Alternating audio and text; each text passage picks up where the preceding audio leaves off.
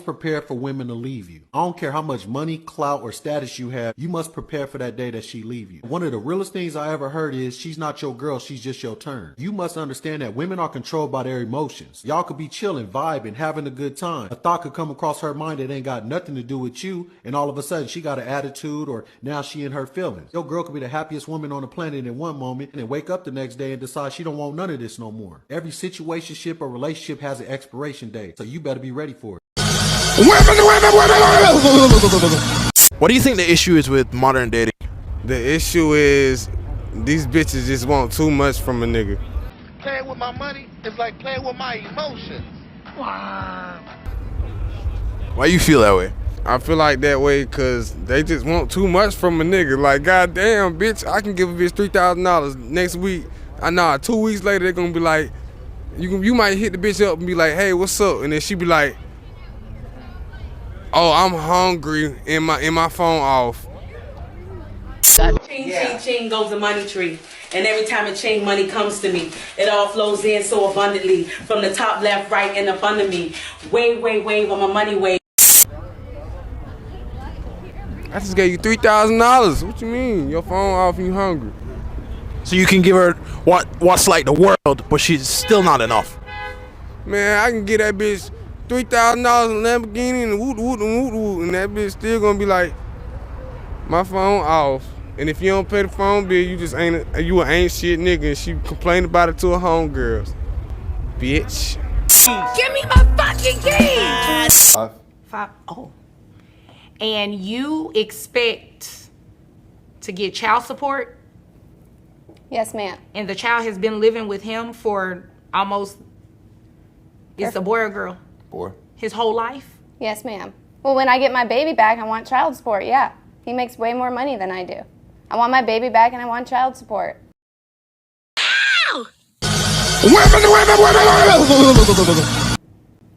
I'm sorry, you have to excuse me because nothing you're saying is making sense right now. You came to court to ask me to give a child back to you that was taken from you, that's 5 years old, that's pretty much lived with this man the entire time that he has been taken care of. They took my baby away because my ex-boyfriend is an abuser and I'm not with him anymore, so I want my baby back.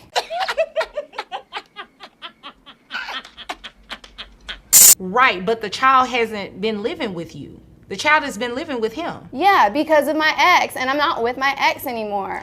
Yeah, so no, it doesn't work like that. It doesn't work like that. He would literally have to have given you the child back.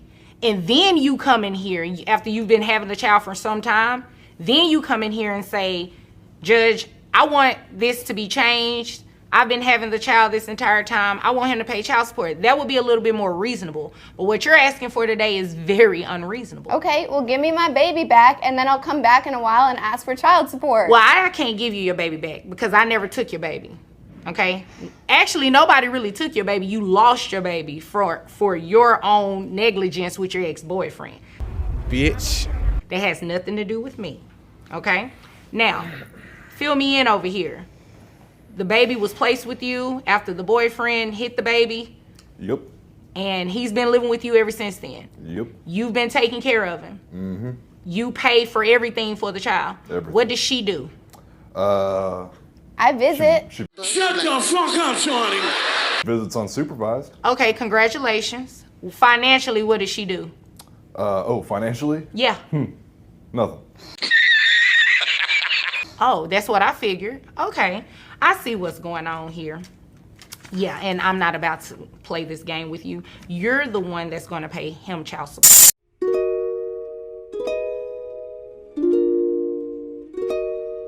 $9 to 5, but he barely make $1,000 a week. That's nothing. $1,000 a week is a lot of money. I now understand why this new generation does not want to date. It's got electrolytes. At all. Come here, because it seems incredibly tiring, right? There's so much pressure involved. Relationships nowadays seem more transactional than they do actually romantic, right? Because $1,000 a week is actually a good amount of money. That's $4,000 a month. And for one person, That's not bad at all. Now, to sustain two people's way of living off of that, that won't work, but that shouldn't be the case in the first place, right? When it comes to relationships, you should want to date somebody that makes you feel loved, respected, and feel safe and protected, and you can build a future with, right? You should want to spend money on your partner because you want to, not because it's obligatory, because it isn't, right? In this economy, if you're looking for somebody to just pay for everything, you're not looking for a partner, you're looking for a caretaker. And I'm pretty sure if you tell anybody, hey, do you want to be in a relationship where you just pay for everything? I don't think they want to do that.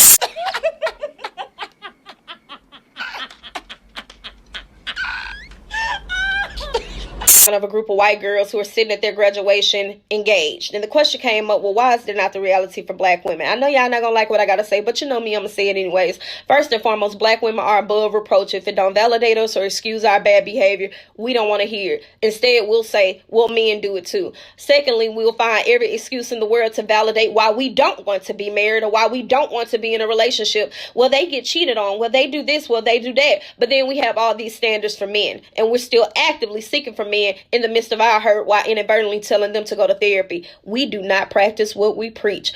Thirdly, the independent woman is a myth. Actually cared about being independent and it was something that made you happy, you would not have all these standards to negate your independence. Nobody wants to relinquish power.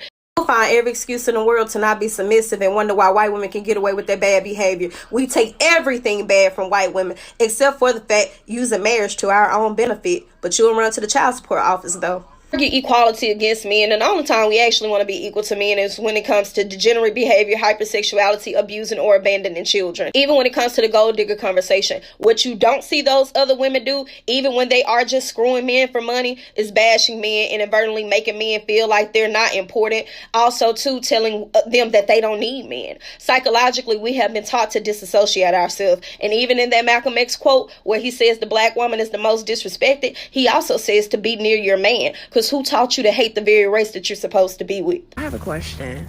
So a guy, he was showing interest the whole night. And he bought me a drink. I was like, okay, cool. Never said anything. Why do guys do this?